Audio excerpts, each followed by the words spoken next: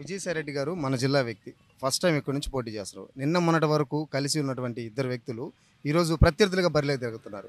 మరి ఎవరికి అవకాశం ఉంది అంటే మీరేం చెప్తారు? ఇప్పుడు రాజకీయాల్లో మీకు అందరికీ తెలుసు, రాజకీయాల్లో శాశ్వతమైన శత్రుత్వం ఉండదు, శాశ్వత మిత్రత్వం ఉండదు. నిన్నటిదాకా కలిసి ఉన్నది వాస్తవమే. ఇద్దరు కూడా జగన్మోహన్ రెడ్డికి మంచి అనుచరులుగా ఉన్నారు. ఈరోజు ఆయన పార్టీ నుంచి పక్కకు రావటం, ఆయన తెలుగుదేశం పార్టీ కండవ వేసుకోవడం, తెలుగుదేశం పార్టీ నుంచి పార్లమెంటుగా పోటీ చేయడం వేమిరెడ్డి ప్రభాకర్ రెడ్డి గారు. అదేవిధంగా జగన్మోహన్ రెడ్డి ఆశీస్సులతో నెల్లూరు జిల్లా నుంచి పార్లమెంటుగా విజయసాయిరెడ్డి గారు పోటీ చేయడం కూడా జరుగుతుంది. ఎందుకంటే విజయసాయిరెడ్డి గారు హయోకర్త.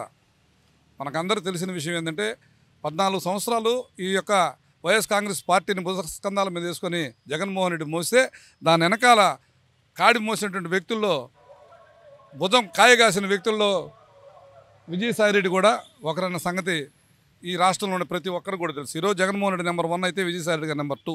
మరి అటు నెంబర్ 2 అనే వ్యక్తి నెల్లూరు జిల్లా పార్లమెంట్కి వచ్చిన దానికి నెల్లూరు జిల్లా ప్రజలు చేసినటువంటి పూర్వజన సుకృతంగా భావించాలి. ఎందుకంటే ఆయన సొంతంగా ఈరోజు మేనిఫెస్టో తయారు చేసి నెల్లూరు జిల్లాలో ఒక ప్రణాళిక సిద్ధం చేసి సంవత్సరాల ప్రాజెక్టు కాడి నుంచి 2 లక్షల రైతులకి మేలు జరిగే విధంగా కెనాల్ కాడి నుంచి మొత్తం అన్నీ కూడా ఏ విధంగా చేసి రైతులు ఈ జిల్లాలో ఎయిర్పోర్ట్, తర్వాత దగదత్తి ఎయిర్పోర్టు, ఇవన్నీ కూడా తీసుకొని వస్తే ప్రజలకు ఏ విధంగా ఉంటుంది, రింగ్ రోడ్డు, ఇవన్నీ కూడా ప్రణాళిక సిద్ధం చేసుకుని ఈరోజు ఆయన సొంతంగా మేనిఫెస్టో తయారు చేశాడు.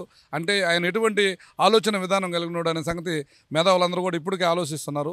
విజయసాయిరెడ్డి అనేది కరెక్ట్ క్యాండిడేట్గా మనకు రావటం పార్లమెంట్కి చాలా సంతోషదగ్గ. ఎందుకంటే ఒక మోడీతో డైరెక్ట్గా ఒక దేశ ప్రధానితో మాట్లాడగల సత్తా ఉన్న ఏకైక నాయకుడు విజయసాయిరెడ్డి గారు. మీ అందరికీ తెలుసు, గతంలో కూడా చూస్తుంటారు. నేరుగా పోయి వైఎస్ఆర్ కాంగ్రెస్ పార్టీకి కావాల్సినటువంటి నిధులు కానీ ఏమైనా కావాలన్నా కూడా మాట్లాడేది నేరుగా పోయి మోడీ గారితో మాట్లాడేటువంటి వ్యక్తిత్వం కలిగినటువంటి వ్యక్తి, సత్తా ఉన్న వ్యక్తి విజయసాయిరెడ్డి గారు. మరి మీరు మిగతా వాళ్ళ గురించి ఏమీ తక్కువగా మాట్లాడటం లేదు. ఎందుకంటే ఉన్న విషయం అంటే అంత మేధావి, విషయ పరిజ్ఞానం కలిగినోడు, మేధా సంపద కలిగినోడు కాబట్టి అటువంటి నాయకుడిని ఈరోజు నెల్లూరు జిల్లా పార్లమెంట్కి ఎన్నుకోవడం ఇక్కడ మనకు నెల్లూరు జిల్లా ప్రజలు చేసిన అదృష్టంగా భావిస్తూ 1,50,000 నుంచి 1,65,000 ఓట్ల మెజార్టీ ఈరోజు విజయసాయిరెడ్డికి ఇచ్చి గెలిపించేదానికి సిద్ధంగా ఉన్నారు ఈ జిల్లా ప్రజలు. అదేవిధంగా రూరల్కి వస్తే ఆదాల ప్రభాకర్ రెడ్డి గారు, ఆయన ఎక్కడుంటే మహిళా పక్షపాతి.